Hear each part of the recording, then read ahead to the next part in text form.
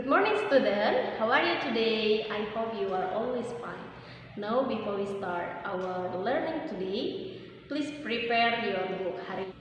Anak-anak, kita akan memulai pembelajaran kita di pembelajaran yang ketujuh, yaitu masa muda, masa yang bersyukur.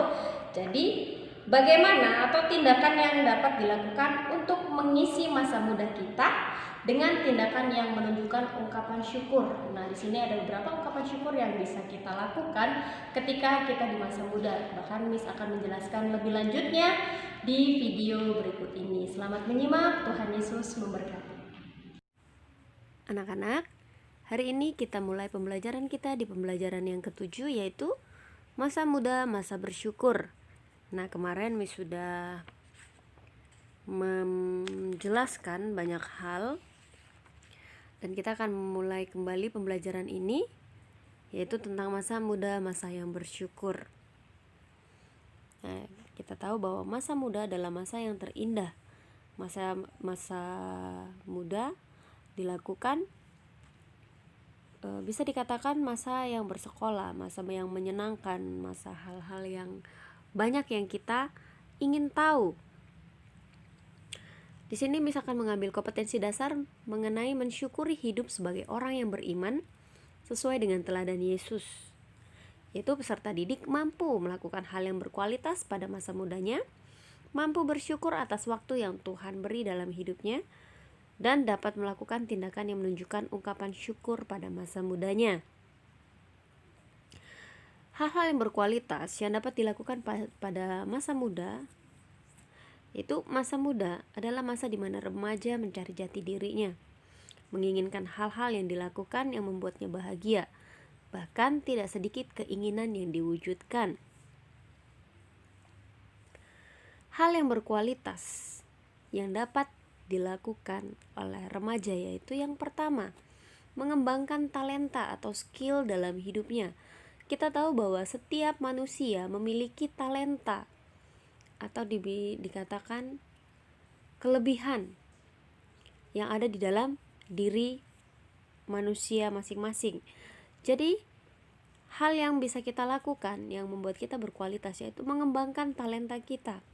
Ketika kita tahu bahwa kita memiliki talenta, kita kembangkan sehingga apa yang Tuhan sudah berikan dalam hidup kita, kita dapat memberikan yang terbaik, bukan hanya untuk diri sendiri, melainkan untuk orang lain. Yang kedua, melakukan tindakan yang menjadi panutan dalam hidup. Contohnya, kita dapat melakukan hal yang sederhana. Kita berbicara, kita bertingkah laku, kita berpikir dengan hal yang baik yang dapat ditiru oleh orang-orang yang ada di sekitar kita. Menjadi panutan yang baik bukan berarti kita harus menjadi orang yang besar terlebih dahulu, menjadi orang yang terpandang, menjadi orang yang dikenal orang, tidak. Namun melakukan tindakan-tindakan kecil yang bisa menjadi panutan dalam hidup, baik itu cara bicara kita, baik cara berpikir kita, baik cara kita bertindak kepada orang lain. Hanya hal yang sesederhana itu, orang lain akan menilai diri kita, wow, bahwa dia adalah anak yang baik, gitu ya. Yang ketiga, melakukan cara hidup benar, bersih, dan murni. Kita tahu bahwa Tuhan adalah Allah yang benar. Nah, kita dapat meneladani Allah kita dengan cara melakukan hal-hal yang benar. Contohnya hal-hal yang benar adalah kita bisa mengasihi saudara kita, mengasihi sesama kita. Kalau misalnya di sekolah kita tidak mencontek, kita mengerjakan tugas kita yang menjadi kewajiban kita sebagai murid, ya. Lalu kita menjadi anak yang baik di dalam keluarga, bahkan menjadi anak yang baik di dalam lingkungan masyarakat. Yang keempat, menjamin suatu generasi yang penuh kemenangan dalam menggenapi rencana Tuhan. Kita tahu bahwa rencana Tuhan dalam hidup kita adalah rencana yang memiliki damai sejahtera, bahkan sukacita. Sebab itu, ketika kita menjadi generasi bangsa, menjadi remaja yang takut akan Tuhan, kita melakukan apa yang Tuhan perintahkan dalam diri kita. Contohnya, apa sih perintah Tuhan? Menghormati orang tua, menghargai orang lain, atau membuat orang lain nyaman, merasa nyaman di dekat kita. Nah, itu adalah salah satu contoh yang Tuhan inginkan dalam hidup kita, menghormati orang tua, menghargai orang lain. Ketika kita bisa menghargai orang lain, berarti kita mampu untuk melakukan sesuatu hal yang lainnya, bukan hanya menghargai saja. Nah, yang Tuhan rindukan dari generasi demi generasi yaitu mewarisi perjanjiannya. Nah, generasi yang dididik dalam Tuhan akan mewujudkan suatu era yang membawa kemuliaan bagi Tuhan. Itu dengan cara belajar firman Tuhan, berpikir positif, serta memiliki prestasi yang baik. Oleh sebab itu, Tuhan merindukan generasi yang seperti ini. Ya, nak ya. Jadi, Tuhan mau kita mendekatkan diri kepada Tuhan, kita berpikir positif. Berikut adalah tindakan yang dapat dilakukan untuk mengisi masa muda kita dengan tindakan yang menunjukkan ungkapan syukur.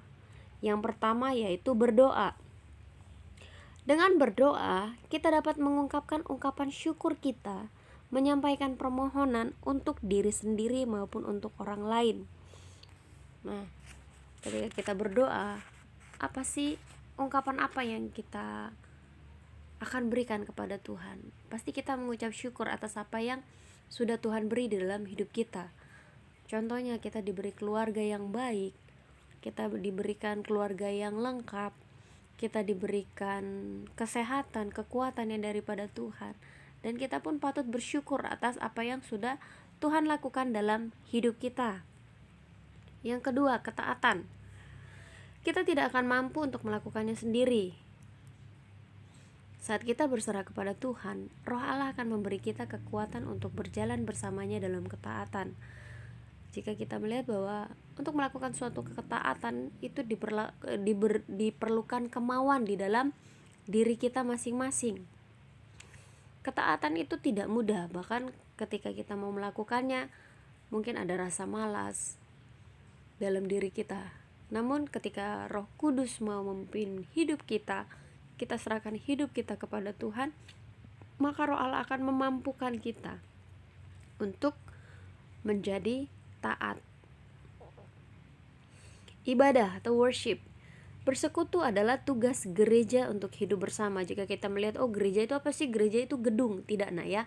Gereja adalah diri kita sendiri. Ya. Gereja, tugas gereja untuk hidup bersama sebagai orang-orang yang dikumpulkan oleh Tuhan Yesus. Kita beribadah kepada Tuhan melalui pikiran kita, perbuatan kita, dan doa kita. Dan dalam kehidupan berjemaat, kita mempersembahkan pujian kepada Allah bersama umatnya yang lain. Jadi ketika kita beribadah, bukan hanya kita bisa beribadah di gereja, tidak. Dimanapun kita berada, kapanpun kita berada, kita dapat berdoa, kita dapat beribadah kepada Tuhan.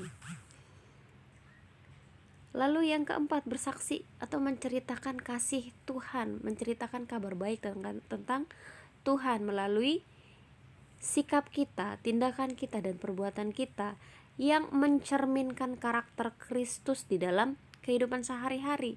Sehingga ketika kita bersaksi, setiap orang dapat melihat dan memperoleh berkat dan sukacita melalui kesaksian yang kita berikan.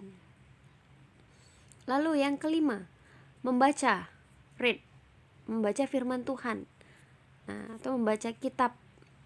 Salah satu pertumbuhan rohani yang akan memengaruhi kita secara langsung adalah firman Tuhan. Kita harus membaca kitab secara teratur, karena firman Allah adalah pedoman dalam kehidupan kita sehari-hari. Jadi firman Tuhan yang menuntun hidup kita. Ketika kita membaca firman Tuhan, Tuhan akan menyingkapkan hal-hal yang tidak pernah kita pikirkan dan terjadi dalam hidup kita sesuai dengan kehendak Allah. Nah, Miss akan memberikan pertanyaan, cukup satu pertanyaan, namun di sini kalian bisa menjawab. Jangan lupa untuk tetap bersemangat, tetap sukacita, tetap andalkan Tuhan dalam segala hal. Selalu jaga kesehatan. Tuhan Yesus memberkati.